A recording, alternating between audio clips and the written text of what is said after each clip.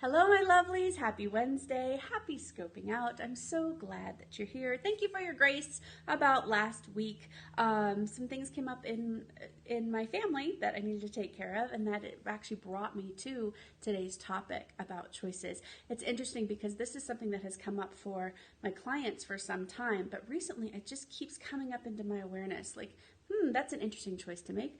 That's an interesting choice to make. No judgment. I'm just watching it going, I really would not have chosen that. How very fascinating. And one of those choices is the fact that I do have a family member pretty much that decided to drink himself to death. And he is, he's doing better now, but struggling. Of course, if he just does choose to stay in this physical body, then he will have to choose sobriety to go along with that. And this is a tough choice. I'm just watching the conversations that go on, not just the choices that he has to make, but the choice that his wife has to make, the choice that I get to make regarding, my support. If she does choose to enable someone who doesn't want to get sober, do I enable her? Right? There's choices, layers and layers of choices.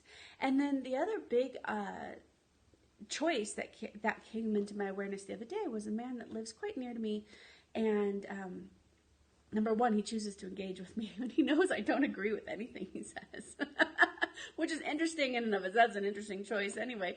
But because he engages with me, he knows there's a different outlook on life. So this is one of those fatalists, right? I mean, he speaks in absolutes. It's, nothing in this world is going the right direction. Everybody I know lies to me. No one can be trusted, so it's just these absolutes. And of course, it's not absolutes in the positive, it's absolutes to the hurtful. So he's got a really hurtful story. And the interesting thing about him engaging me is that is not my story. And I readily say so quite often. I've gotten good about not doing the coaching. But, I'm always like, that's not my experience. No. That's interesting. I don't know. Okay. So he's in front of somebody that sees a different way to see the world, but he's never asked me, well, really, how do you see it? He's not interested in seeing the positive, right? He's not interested in looking at things that might be going right in the world or investigating those relationships in his life that haven't lied to him, that haven't deceived him.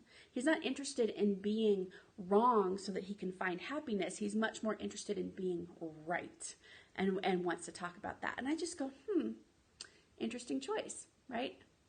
And I completely get, and this is something for you to understand too, when it's time for you to have grace with someone like this in your life, or if you're that person who's a fatalist and looking at all the negative, have grace with yourself. That confirmation bias in the way we wired our brain makes it really, really difficult to find the positive. If you have wired your brain to look for everything that's going wrong, and let me be fair when I say that, yet you're pre-wired to look for what's wrong. But if you haven't consciously rewired your brain to look for what you do have, what is going right, what is positive, then that wiring is a really strong default toward the negative, which means that even finding proof that you're wrong is going to be really hard, even if you wanted to. So to be fair, this person probably didn't have a lot of evidence show up in front of him. Even though it was there, he could not see it, simply could not see it, right? And yet he engages with someone who continues to say, but there is evidence on this other side. There is another way to look at the world and look at people. But he's choosing now, because he has seen that there's another way. He's still choosing not to engage in that. So interesting choices, right? Now, I don't take this on. None of this is in my body. Like, I've learned a long time ago not to take this on. But if you're one of those people that takes this on and goes, God, why are they like that? Oh my gosh, why would he choose to drink himself to them? Why would she choose to enable him? Why would he choose to look at the negative? Oh my gosh, and if you start going into a tailspin about your negative story on these points of view and these other people's choices, now you're making a choice.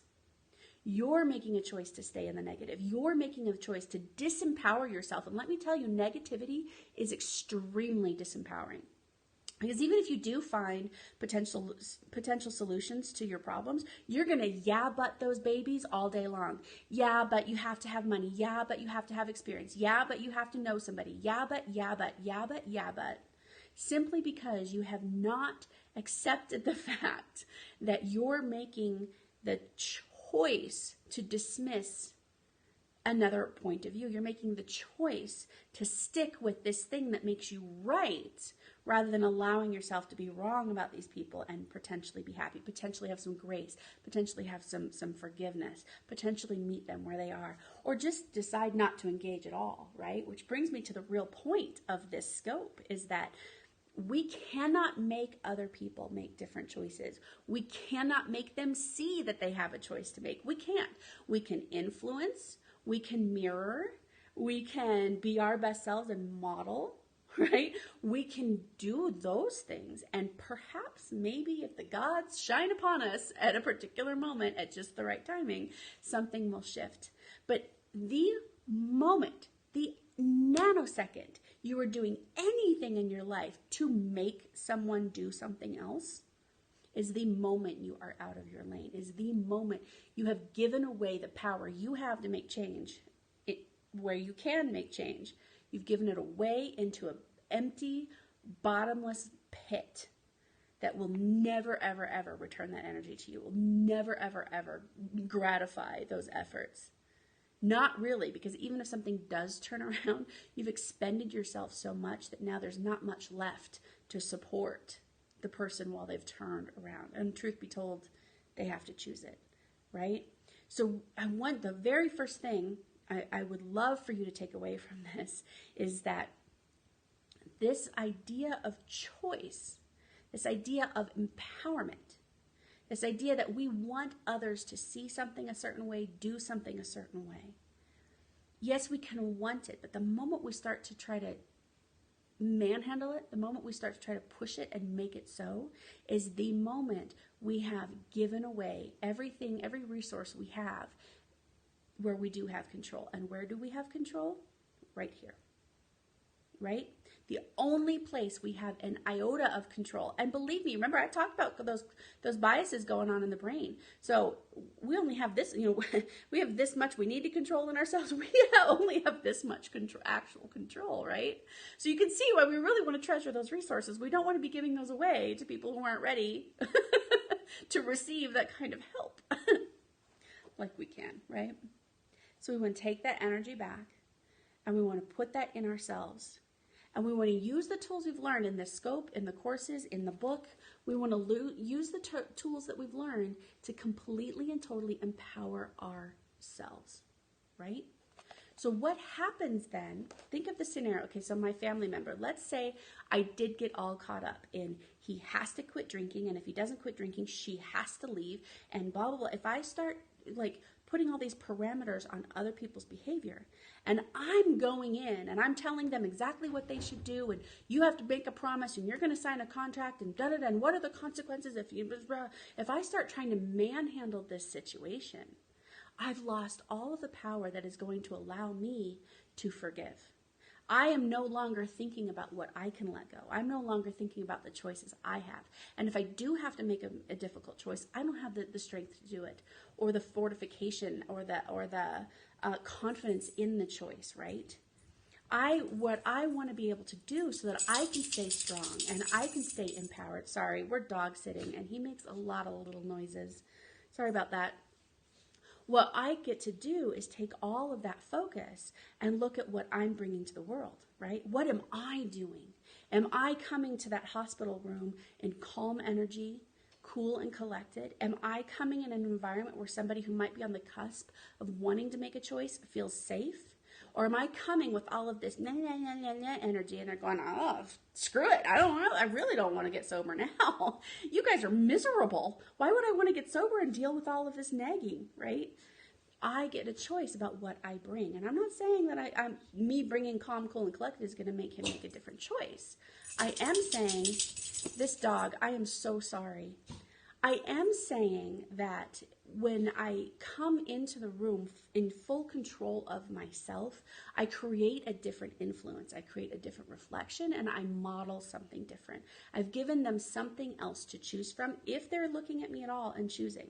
More importantly than what I'm offering them, though, is what I'm offering myself. I am not taking on unnecessary grief. I am not taking on unnecessary stress and anxiety. When I leave that room and it's time for me to be mom or businesswoman or coach or whatever else it is that I need to do, I am empowered to do it because I have all of my energy, I have all of my wits about me, and I have my focus. And this is true for you too. So I want you in the course of the next week to go out into your life and look, where do you have control? Where are you giving away your power? And what are you doing with the control that you do have within yourself? And start to look for the results of that. Start to look for the benefits of maintaining your center and keeping your control and your choices right here where you actually can be empowered. Let me know how it goes. Tell me what your big epiphany is from this particular scope. Are you looking now at some of the places where people have tried to control you? Are you looking at places where maybe you've tried to control others? I want to know how all of this goes for you. So let me know, and I'll see you next week, 8:30 a.m. Mountain Time. Thanks, everybody. Bye-bye. Here we go. Trying to turn this off again.